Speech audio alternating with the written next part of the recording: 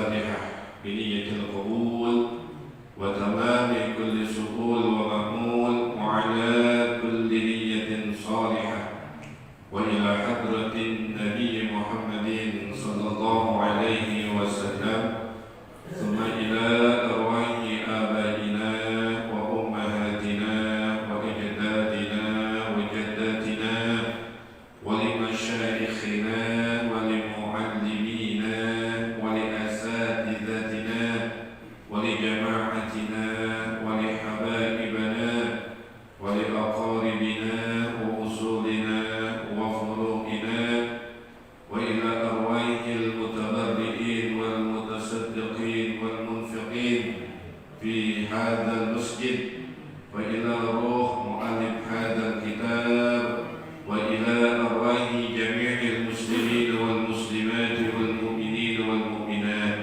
أن الله يتغشانا ويتغشاهم بالرحمة والمغفرة ويسكن لنا ولهم في الجنة وإلى حضرة النبي محمد صلى الله عليه وسلم وآله وأصحابه الكرام. الفاتحة. أعوذ بالله من الشيطان الرجيم.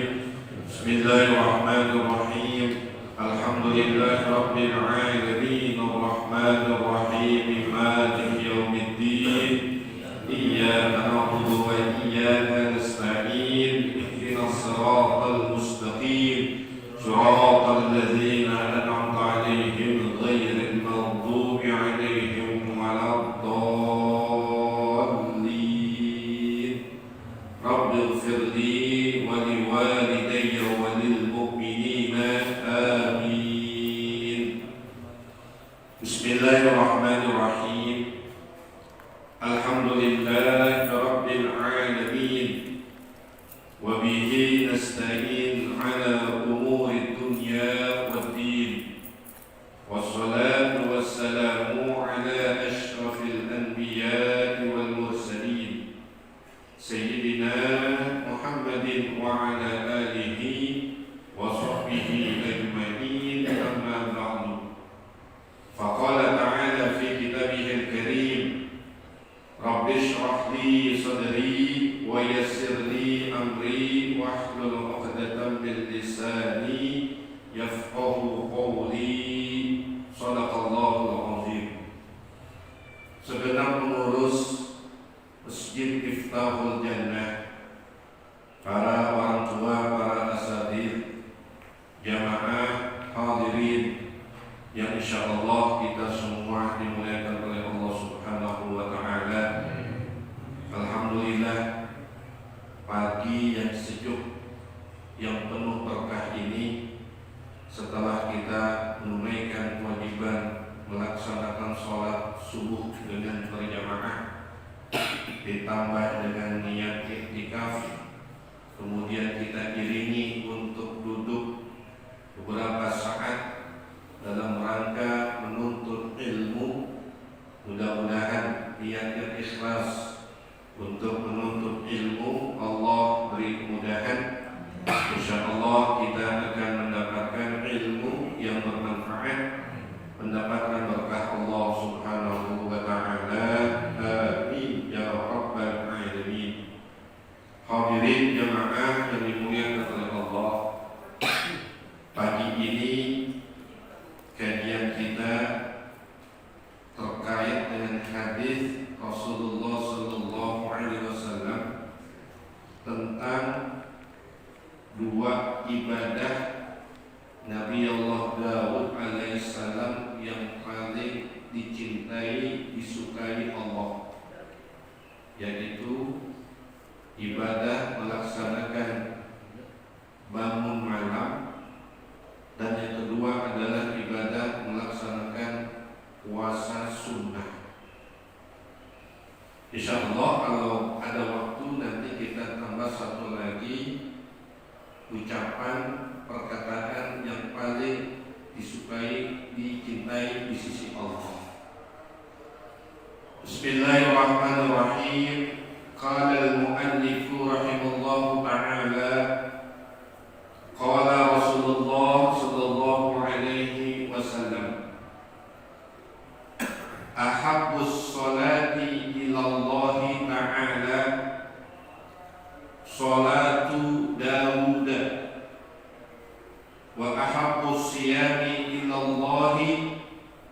siyamu Dawud wa kana yanamu nisfal laili wa yaqumu thuluthahu wa yanamu sudusahu wa yasumu yawman wa yuftiru yawman.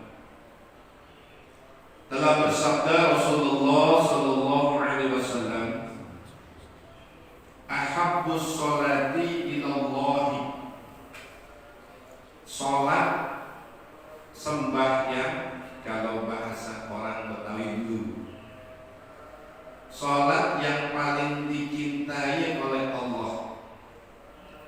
Sholatnya siapa? Sholatu Dawud, sholat yang dikerjakan oleh Nabi Allah Dawud alaihi salam. Kemudian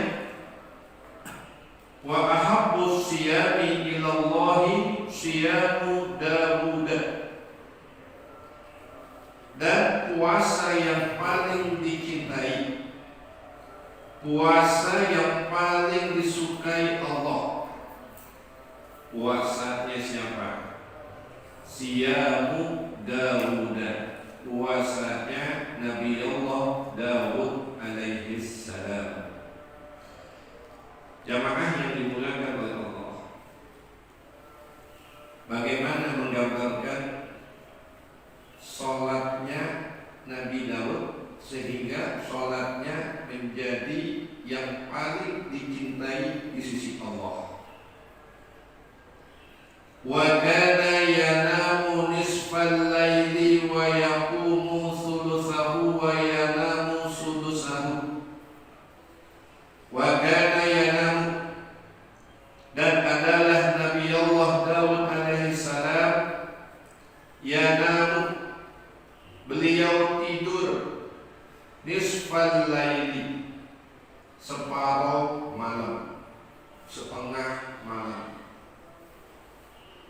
Wa yaqumu thuluthahu, dan beliau bangun sepertiga malam. Wa yanamu sudusahu, dan beliau tidur kembali seperenam sisanya. Artinya apa jamaah yang dimuliakan oleh Allah? Yang dimaksud Allah menyukai, mencintai sholatnya Nabi Allah Daud alaihissalam, artinya sholat yang beliau lakukan pada saat munajat di malam hari. Beliau bisa mengatur waktu untuk tidur, untuk bangun tengah malam, kemudian sisanya lagi beliau manfaatkan untuk tidur kembali.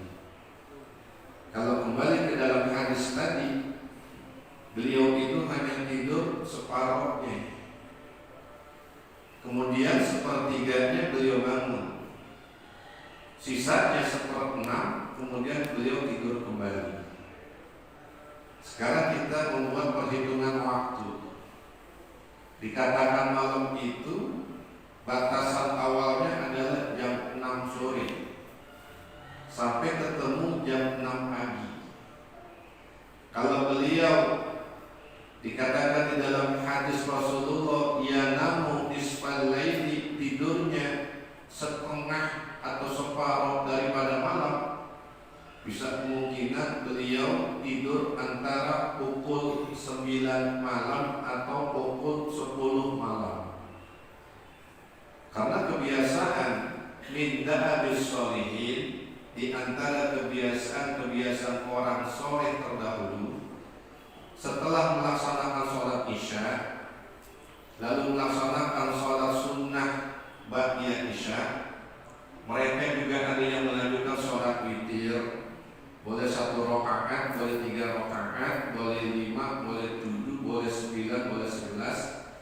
Setelah itu tidak ada lagi aktivitas dunia yang lain, kecuali mereka istirahat untuk tidur. Sehingga kalau tidurnya awal mereka lakukan, insya Allah sepertiga sisa malamnya sepertiga malamnya itu bisa dihitung dari pukul 12. 1, 2, 3. Itu yang paling mustajab pada saat kita ingin memanfaatkan waktu-waktu untuk bermunajat kepada Allah. Dan ini yang dilakukan oleh Nabi Allah Daud alaihi salam. Sehingga sholat yang beliau lakukan pada saat malam dengan bisa membagi waktu-waktu tersebut untuk tidur dan juga untuk munajatnya, Allah mengatakan dalam sebuah hadis Rasulullah, ahabbus sholati sholatu Dawud. Sholat yang dilakukan oleh Nabi Daud termasuk sholat yang paling dicintai oleh Allah. Itu yang pertama. Yang kedua, jemaah, puasa yang paling dicintai oleh Allah adalah puasanya Nabi Daud. Bagaimana menjelaskan ini? Sudah ada jawabannya. Puasa Nabi Daud beliau melakukan dengan cara wa yasumu sauman wa yuftiru yauman. Beliau puasa 1 hari, tidak puasa 1 hari. Jadi bahasa kita diselang-seling. Hari ini puasa, besok tidak puasa. Besok puasa, besok tidak puasa lagi. Ini yang dilakukan oleh Nabi Allah Daud alaihi salam. Dalam rangkaian kehidupan beliau sepanjang hari, sepanjang waktu, ada waktu untuk puasa, ada waktu untuk berbuka, artinya tidak puasa, kemudian puasa lagi, tidak puasa lagi, dan selanjutnya. Amalan-amalan dua inilah yang menjadi amalan yang terbaik bagi Nabi Allah Daud alaihissalam, yang bisa memberikan sebuah contoh buat Rasulullah, juga buat kita sebagai umatnya Rasulullah Sallallahu Alaihi Wasallam. Hadirin jamaah yang dimuliakan oleh Allah, saya ada catatan terkait dengan hadis yang sedang kita kaji, 2 amalan yang terbaik yang dilakukan oleh Nabi Daud alaihissalam, yaitu ibadah sholat beliau dan ibadah puasa beliau. Kalau kita bertanya jamaah, mengapa Allah mencintai ibadah sholat Nabi Daud dan mencintai puasa Nabi Daud? Kalau kita buat pertanyaan demikian, mengapa? Yang pertama, Nabi Daud dapat mengatur dan membagi waktu. Ini yang penting. Kapan waktu tidur dan kapan waktu untuk bangun malam. Ini sebuah pembelajaran buat kita. Karena pada umumnya kita terbalik. Malam kita jadikan aktivitas, siangnya kita jadikan untuk apa? Untuk istirahat atau untuk tidur. Padahal yang diambil sebuah pelajaran dari kisah Nabi Daud alaihissalam, beliau begitu cermat dan hati-hati di dalam mengatur schedule waktunya, sehingga konsisten. Bangun malamnya, konsisten juga tidurnya. Saya tanya jemaah di sini, ada nggak di antara kita ba'da isya selesai sholat isya, ba'da isya, witir, kira-kira ada nggak yang langsung tidur? Yang ada itu sibuk handphone, masih nyari berita. Terkadang full iseng, apa aja yang lewat kita berhentiin. Ada yang malam-malam jam 11, jam 12 cari nasi goreng, nyari Indomie.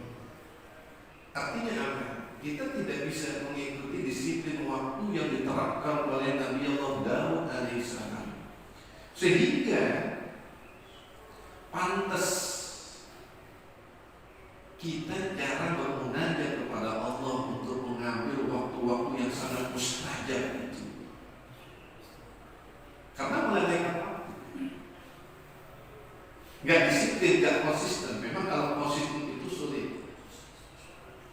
Cuma kalau kita kembali lagi ke dalam hadis yang tadi, ini menjadi sebuah pembelajaran buat kita. Bagaimana satu amalan yang tidak banyak, yang tidak perlu besar, intinya konsisten bisa kita jaga sehingga itu menjadi amalan yang terbaik dan yang dicintai, disayangi oleh Allah. Ini yang pertama. Nabi Daud mengatur waktu dan dapat membagi waktu, kapan waktu tidur dan kapan waktu untuk bangun malam. Lalu yang berikutnya jamaah yang dimuliakan oleh Allah, Nabi Daud ingin mengajarkan kepada kita bahwa istirahat itu adalah bagian yang sangat penting, sekaligus menjaga kesehatan kita. Karena kalau kita kembali di dalam sebuah kajian kesehatan, tidur yang normal itu adalah 8 jam. Kalau kita bicara tentang ilmu kesehatan, tidur yang normal adalah 8 jam. Itu yang normal. Namun 8 jam ini bisa kita atur polanya. Makanya ketika kita membaca hadis ini, beliau Nabi Allah Daud tidur separuh malam, kemudian sepertiga malam, masih ada tersisa 1/6-nya itu dimanfaatkan untuk tidur. Model kita, mohon maaf, kebanyakan tidurnya malam tidur, pagi tidur, siang tidur, sore tidur. Pekerjaannya tidur. Masih bagus juga sih, ada pekerjaannya tidur. Cuma nanti membuat kita menjadi malas dan juga tidak punya semangat kalau terlalu banyak tidur. Saya pernah mendengar mantan presiden kita, Profesor Dr. B.J. Habibie almarhum. Beliau itu katanya tidurnya hanya 3 jam pada malam hari. Dan kalau kita lihat aktivitas beliau begitu padat, kelihatan fisiknya tidak ada perubahan, sehat, kuat. Mengapa? Karena polanya sudah diatur untuk memanfaatkan pada malam hari itu tidak full diisi dengan aktivitas tidur. Boleh jadi beliau mencontoh apa yang dicontohkan oleh Nabi Daud alaihi salam. Kemudian jamaah yang dimuliakan oleh Allah Subhanahu wa taala, yang kita ambil selain ibadah sholatnya Nabi Daud, yang berikutnya adalah tentang puasanya Nabi Daud. Nabi Daud mengajarkan kepada kita dengan cara puasa sehari dan berbuka sehari untuk melatih kekuatan fisik dan rohani kita. Puasa itu bukan melemahkan. Yang salah ketika kita melaksanakan puasa tidak sesuai dengan tuntunan syariat, itu yang salah. Kalau ini syariat, karena contohkan langsung oleh Nabi Allah Daud alaihi salam. Mohon maaf jemaah, kita nggak usah macam-macam. Misal ini mendapatkan sesuatu kekuatan, lalu melaksanakan puasa sampai berpuluh-puluh hari. Kira-kira ada nggak yang melakukan itu? Nggak usah. Itu akan melemahkan fisik kita, akan mengganggu rohani kita, bahkan bisa mengganggu organ-organ tubuh kita.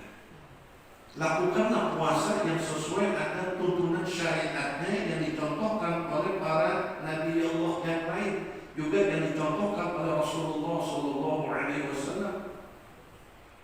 Ada orang puasa, setelah maghrib dia berbuka hanya sekedar minum air putih.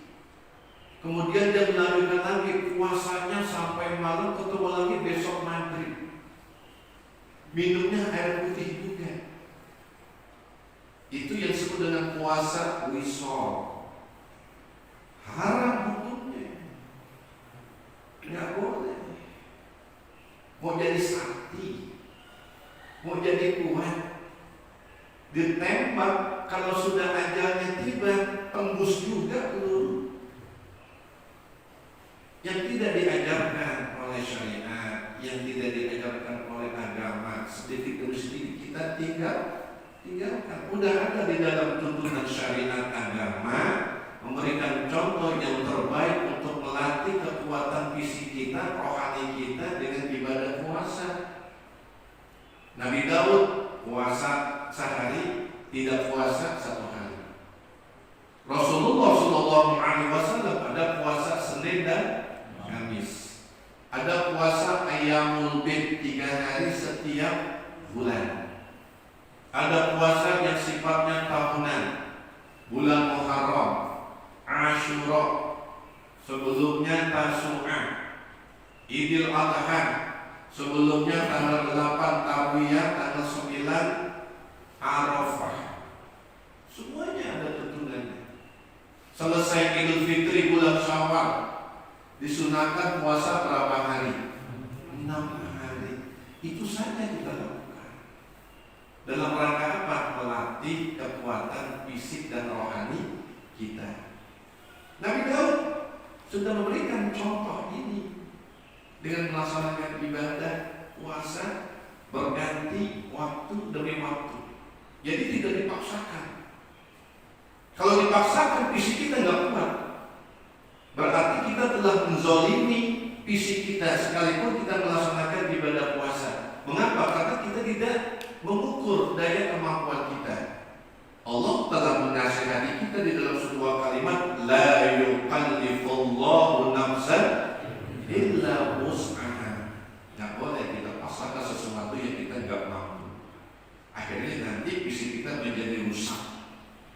Nah, ini jemaah yang dimulakan oleh Allah. Ketika Nabi Daud sudah mengatur pola puasa 1 hari, puasa berikutnya, kemudian berikutnya tidak puasa, sekaligus melatih fisik kita terbiasa untuk menerima makanan minuman pada jam-jam tertentu. Pada saat puasa diatur makannya kapan? Saat datangnya maghrib. Nggak boleh maghribnya kita majuin jam 5. Saat malamnya diatur kembali, namanya sahur. Ketika selesai sahur, datang subuh, stop semuanya. Yang halal sementara menjadi haram.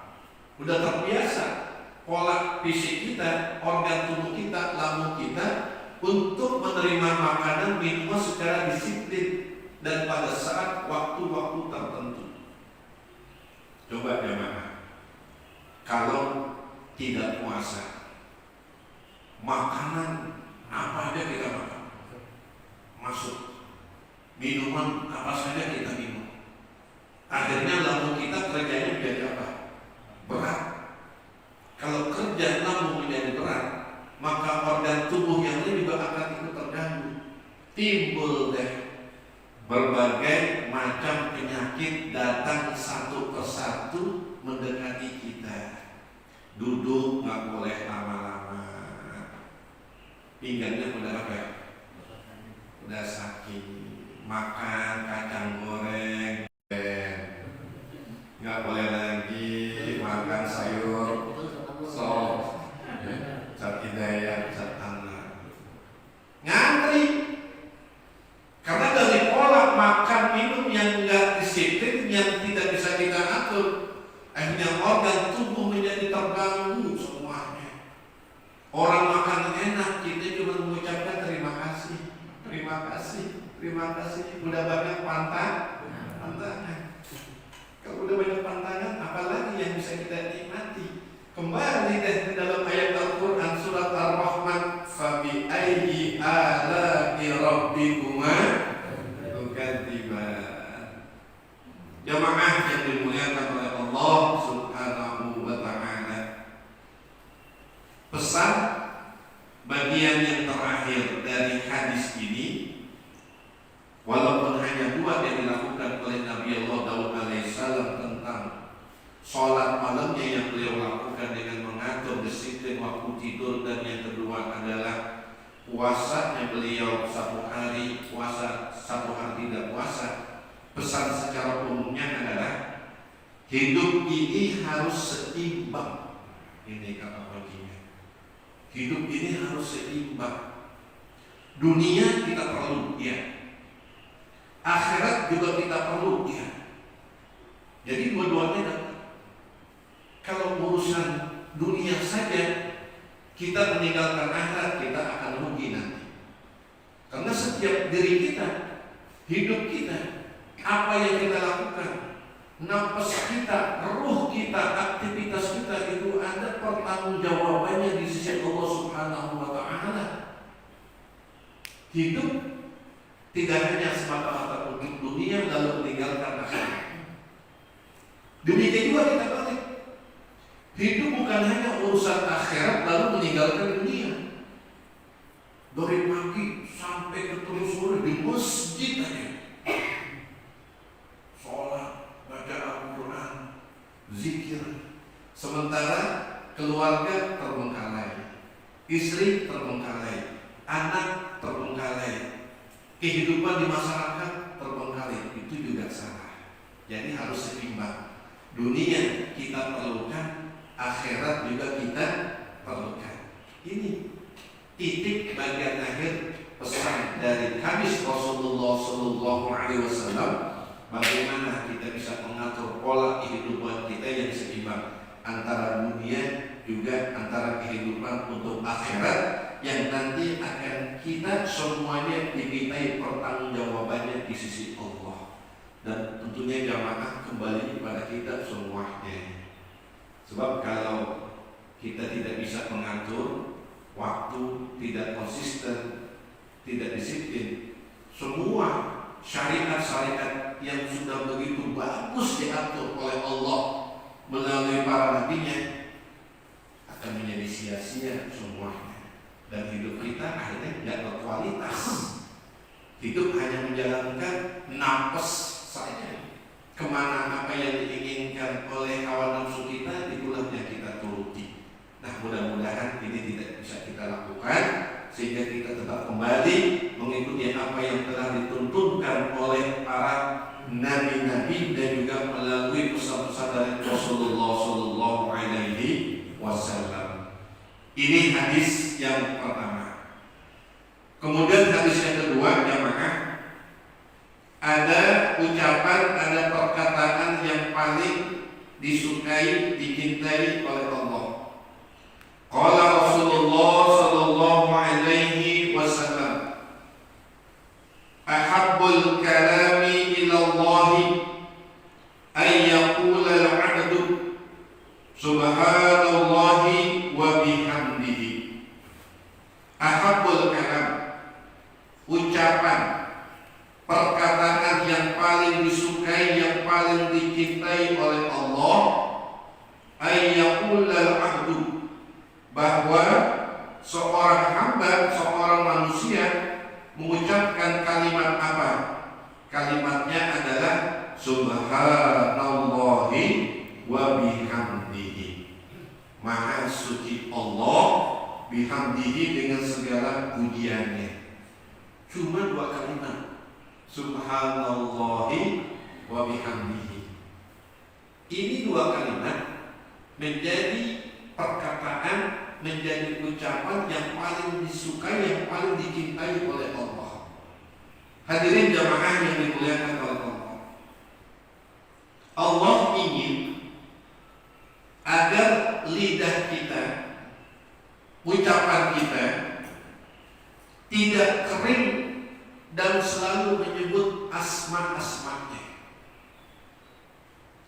salah satu asma yang diperintahkan oleh Allah kepada kita dalam bentuk berzikir menyebut nama beliau, yaitu subhanallahi wa bihamdihi. Ya Allah, gampang banget, 2 kalimat nih, ringan.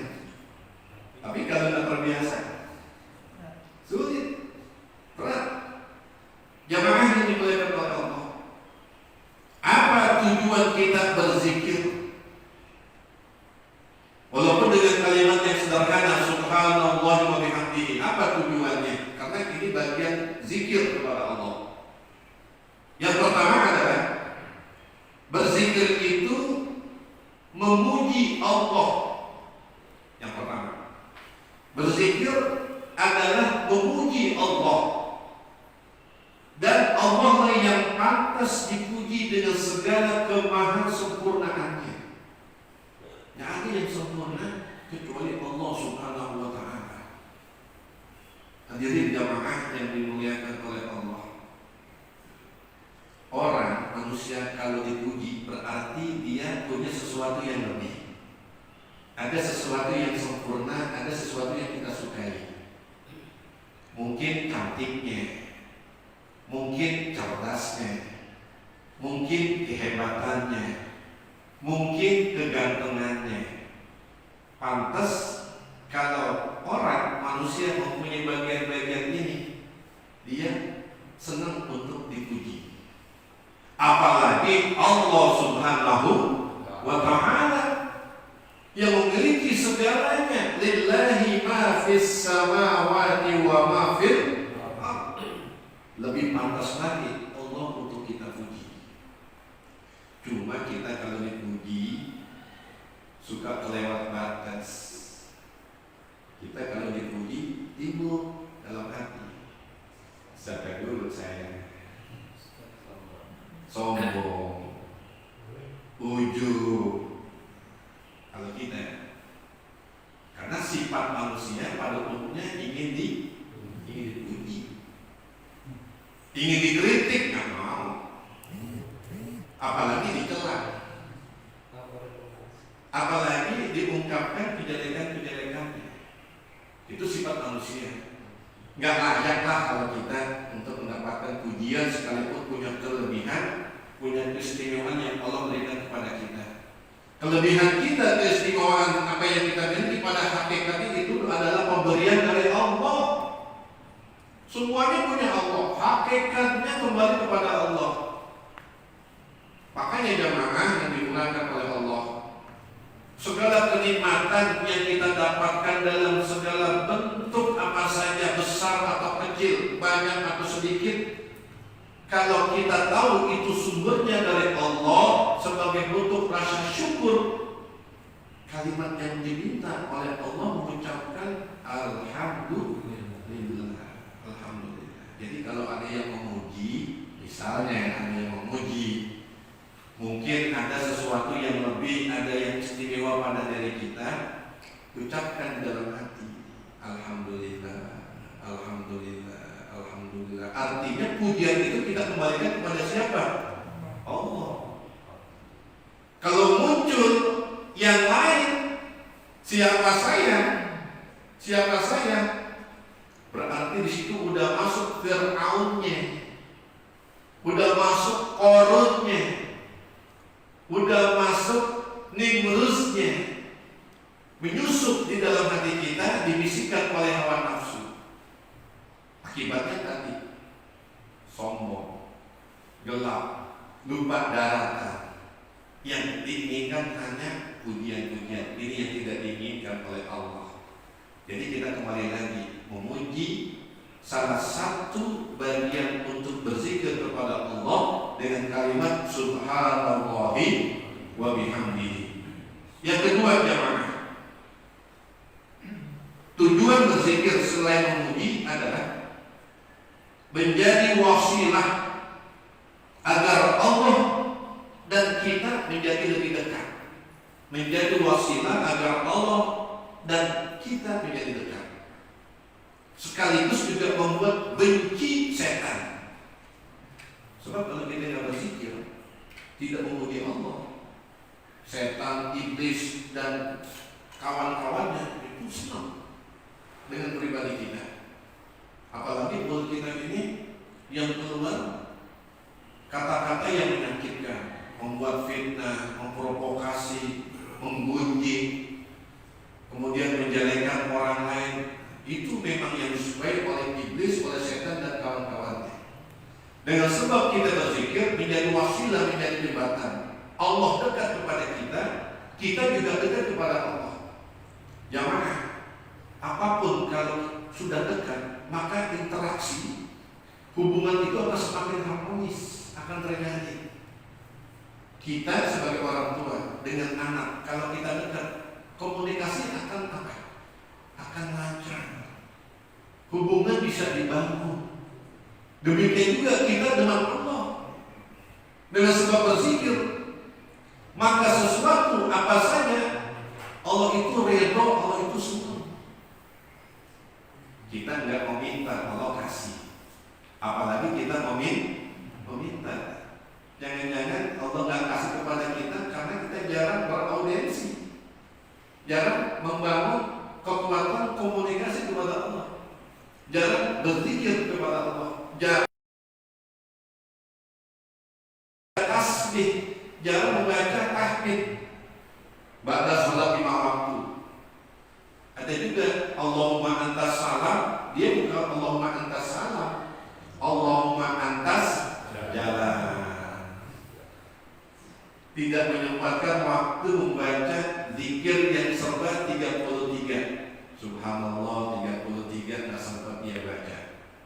Alhamdulillah 33 nggak sempat dibaca. Allahu Akbar 33 dia nggak sempat baca. Yang ada di pikirannya nggak tahu deh, dia keluar terburu-buru untuk melakukan apa, kita nggak tahu. Padahal berzikir itu nggak perlu kita butuh waktu berjam-jam, nggak perlu. Bisa sambil berjalan, bisa sambil kita naik kendaraan, bisa kita sambil santai, bisa kapan saja ada kesempatan. Lidah jangan sampai kering untuk melupakan Allah Subhanahu wa Ta'ala. Ini yang kedua, jamaah yang dimulai oleh Allah. Yang ketiga, tujuan kita berzikir adalah mendatangkan kebaikan dan pahala, sehingga lidah ini tidak ada kesempatan menceritakan aib orang lain. Jadi kita tutup segala omongan-omongan yang jelek. Di dalam hadis yang lain Allah katakan melalui sabda Rasulullah SAW, "Man kana yu'minu billahi wal yawmil akhir falyaqul khairan aw liyasmut." Siapa orang yang beriman kepada Allah, beriman kepada hari akhir, maka hendaklah dia berkata yang baik. Kalau nggak mampu, auliyasmut, diam. Tidak terpancing dengan omongan-omongan yang akhirnya di dalam perkumpulan itu isinya gibah, fitnah. Kalau udah banyak gibah, udah banyak fitnah dalam sebuah perkumpulan, berapa banyak dosa yang kita kumpulkan pada saat itu. Waliyahzubillah. Kebaikan kita sedikit demi sedikit habis. Dengan sebab apa nih? Tidak bisa mengkontrol ucapan kita, isinya semuanya aib-aib orang lain. Jadi kita kembali lagi jemaah yang dirahmati oleh Allah Subhanahu wa Ta'ala, manfaatkan dalam kesempatan waktu kapan saja agar ucapan kita, lidah kita ini punya makna yang bermanfaat, yang mendatangkan kebaikan, yang mendatangkan ridha Allah.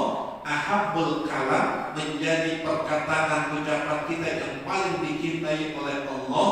2 kalimat saja kita puji Allah, subhanallahi wa bihamdihi. Insya Allah 2 kalimat ini akan menjadi sebuah keuntungan besar untuk kita hidup di dunia dan menambah pahala yang besar kita di sisi Allah Subhanahu wa Ta'ala. Ahibbadin nas wallahu a'lam bissawab. Cukup saya pikir 2 hadis ini mudah-mudahan akan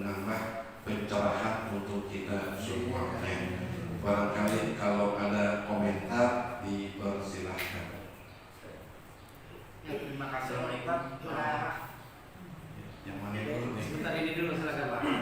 Assalamualaikum warahmatullahi wabarakatuh. Waalaikumsalam. Saya akan melontarkan pertanyaan pertama masalah sholat sunnah, yang kedua bulan Rajab. Di bulan Rajab ini memang banyak keberkahannya. Syahrul Ramadan, terus ada anjuran di bulan Rajab itu banyak istighfar, kedua sholat puasa. Nah, yang satu lagi kita disunahkan untuk banyak sholat sunnah. Itu kalau sholat sunnah itu witir, banyak kan ada orang habis sholat sunnah isya, wajib isya, langsung nyambung witir. Tapi ada juga yang mengatakan sholat witir itu dikerjakan di akhir waktu setelah sholat tahajud. Nah, yang pada dasarnya bulan Rajab itu memang ada hadisnya Pak, kuatkan di malam itu bulan puasa. Hadisnya soalnya bagaimana? Yang kedua, untuk sholat sunnah itu memang diharuskan witir itu ditutup dengan sholat tahajud atau memang di awal isya langsung nyambung. Makasih. Assalamualaikum. Baik, pertanyaan pertama terkait dengan fadilah dan keutamaan bulan Rajab. Menjawab ini, yang pertama, Rasulullah SAW ketika memasuki awal bulan Rajab, beliau membaca doa. Ini boleh kita amalkan doanya. Allahumma barik lana fi Rajab wa Sya'ban wa ballighna Ramadan.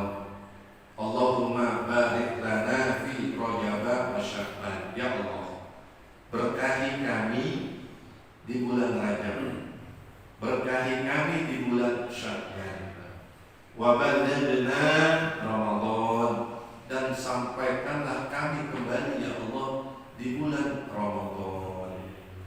Kalau sudah masuk bulan Rajab, kalau kata orang Betawi, hawe-hawenya, bau-baunya Ramadan makin jauh atau makin dekat?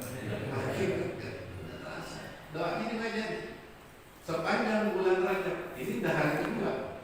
Sekarang Allahumma barik lana fi Rajab wa Sya'ban wa ballighna Ramadan. Itu yang pertama. Yang kedua, jemaah, amalan apa yang dianjurkan di dalam bulan Rajab? Istighfar. Istighfarnya ini berbeda daripada istighfar yang kita baca seperti hari-hari biasanya. Kalimatnya yang dibaca adalah Rabbighfirli warhamni wa tub alayya 70 kali. Wahai Tuhanku, ampunilah aku, sayangilah aku, dan terimalah taubatku. Itu di bulan Rajab 70 kali. Bahkan ditambah dengan Sayyidul Istighfar. Sayyidul Istighfar itu artinya tuannya, penghulunya istighfar. Allahumma anta rabbi la ilaha illa anta khalaqtani. Bisa jemaah? Kita baca ya. Kali ini momennya tepat di bulan Rajab. Kita baca. Bismillahirrahmanirrahim. Bismillahirrahmanirrahim. Allahumma anta rabbi la ilaha illa anta khalaqtani wa ana 'abduka wa ana 'ala ahdika wa wa'dika mastata'tu a'udzu bika min syarri ma sana'tu abu'u laka bi ni'matika 'alayya wa abu'u bi dhanbi faghfirli fa innahu la yaghfiru dzunuba illa anta. Rasulullah SAW membaca ini. Lalu yang ketiga, masalah puasa. Puasa di bulan Rajab, apakah ada hadisnya? Ada. Dalam sebuah riwayat yang lain dikatakan oleh Rasulullah, ketika memasuki 4 bulan haram, 4 bulan yang dimuliakan, arba'atun huruf di dalam Al-Quran, arba'atun huruf. Apabila kalian memasuki 4 bulan yang dimuliakan, yang disebut dengan arba'atun huruf, Zulqa'dah, Zulhijjah, Muharram, 1 apa? Rajab. Kata Rasulullah, fasum. Silakan kalian puasa. Boleh puasa di bulan Dzulqa'dah, boleh puasa di bulan Dzulhijjah, boleh puasa di bulan Muharram, boleh juga puasa di bulan Rajab. Memang hadisnya ini umum. Diperintahkan, dibolehkan untuk puasa berdasarkan hadis riwayat ini. Jadi kalau ada yang ingin melaksanakan puasa bulan Rajab, boleh silakan. Boleh 1 hari, boleh 2 hari, boleh 3 hari, boleh seminggu, boleh 10 hari, boleh 1 bulan. Berdasarkan hadis yang sifatnya umum tadi. Jadi tidak ada larangan. Silakan puasa. Mohon maaf, ada salah seorang kawan jamaah waktu saya masih bujangan haji, saya tambah sedikit saat di daerah supaya kita nggak ketinggalan isyraq. Ada kawan jamaah sama-sama dulu saya mengaji, saya masih di bujangan. Dia puasa sebulan Rajab, sebulan Sya'ban, sebulan Ramadan. Jadi berapa bulan? 3 bulan. Ini kita udah gak puasa, ngapain orang yang puasa tadi? Jadi jaga sekali lagi apa nih? Yang puasa silakan. Yang tidak puasa juga tidak apa-apa. Yang penting mulut jangan apa nih? Jangan kusut. Semua yang dicontohkan oleh para ulama, yang dicontohkan oleh para guru-guru kita, sumbernya ada. Jadi kita tidak cepat mengklaim wahadihi bid'atun dolarun. Hati-hati. Paham jamaah?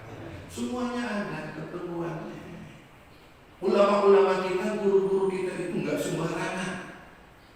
Di dalam mentarjih, mengistinbat hukum, ada dasarnya. Jadi kalau ada orang yang ingin melaksanakan puasa Rajab, silakan, dalilnya ada. Yang tidak puasa juga tidak apa-apa karena sunnah. Yang tak boleh mencela, mengejek, menghina. Ini yang jelek. Saya kira demikian jawabannya.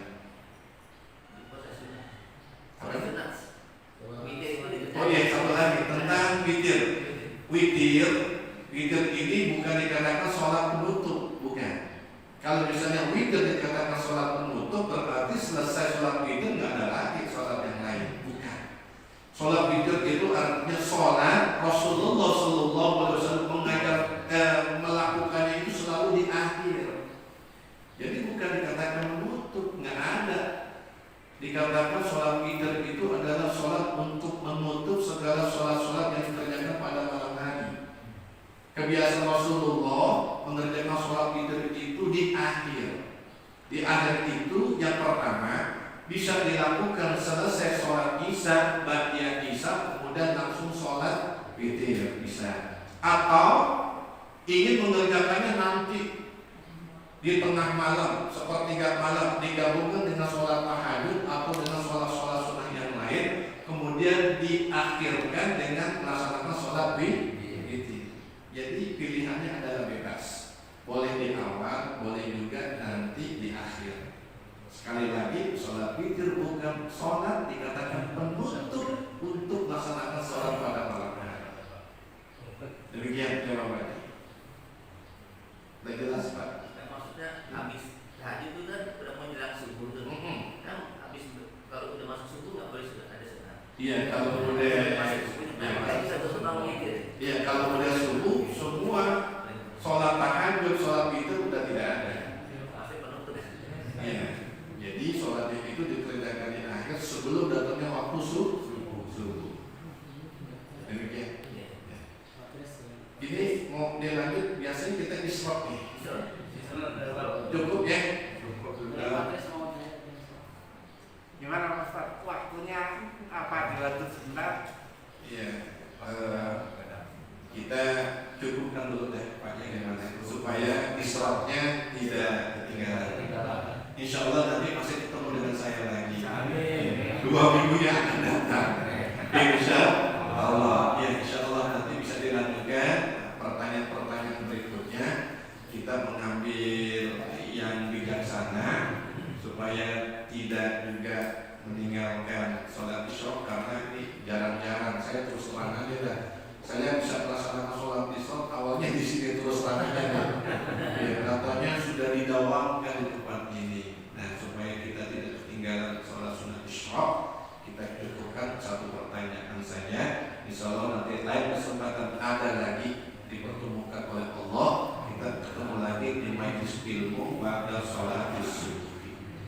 Demikian, sekali lagi mohon maaf kepada jamaah yang tidak akan berikan kesempatan untuk bertanya karena memang alokasi waktu kita yang sudah mepet. Kita akan mengambil manfaat untuk ibadah yang lain supaya tidak tertinggal melaksanakan sholat sunnah isya. Baik, kita tutup majelis kita dengan doa. Mudah-mudahan apa yang kita pelajari walaupun sederhana, singkat, banyak membawa manfaat untuk kita. Segala urusan-urusan kita dimudahkan oleh Allah, rezeki kita, penghasilan kita, usaha kita ditambahkan, diluaskan yang halal, yang berkah, yang banyak. Kita semua dijaga, dipelihara, dilindungi minal fitan wal mihan, ma zahara minha wa ma batan, juga untuk bangsa dan negara kita. Ala hadhihi niyyah al-Fatihah. Bismillahirrahmanirrahim. Alhamdulillahirabbil alamin, arrahmanir rahim, maliki yaumiddin. Iyyaka na'budu wa iyyaka nasta'in. Ihdinas siratal mustaqim, siratal ladzina an'amta 'alaihim ghairil maghdubi 'alaihim waladdallin. Amin. Astaghfirullahal azim. Bismillahirrahmanirrahim. Alhamdulillahirabbil alamin. Hamdan yuwafi ni'amahu wa yukafi'u mazidah. Allahumma shalli wa sallim wa barik ala sayyidina Muhammad wa ala alihi sayyidina Muhammad. Allahumma aghnina bil ilmi wa zayyinna bil hilmi wa akrimna bit taqwa wa jammilna bil afiyah. Allahumma barik lana fi Rajab wa Sya'ban wa ballighna Ramadan. Barik lana fi Rajab wa Sya'ban wa ballighna Ramadan. Barik lana fi Rajab wa Sya'ban wa ballighna Ramadan bi rahmatika ya arhamar rahimin. Rabbana taqabbal minna innaka antas samiul alim wa tub alaina innaka antat tawwabur rahim. Wa sallallahu ala sayyidina Muhammadin wa ala alihi wa sahbihi wa sallam. Alhamdulillahirabbil alamin. Amin. Terima kasih. Mohon maaf. Wassalamualaikum warahmatullahi wabarakatuh. Sekalian kita sama-sama sholat dan informasi dari semua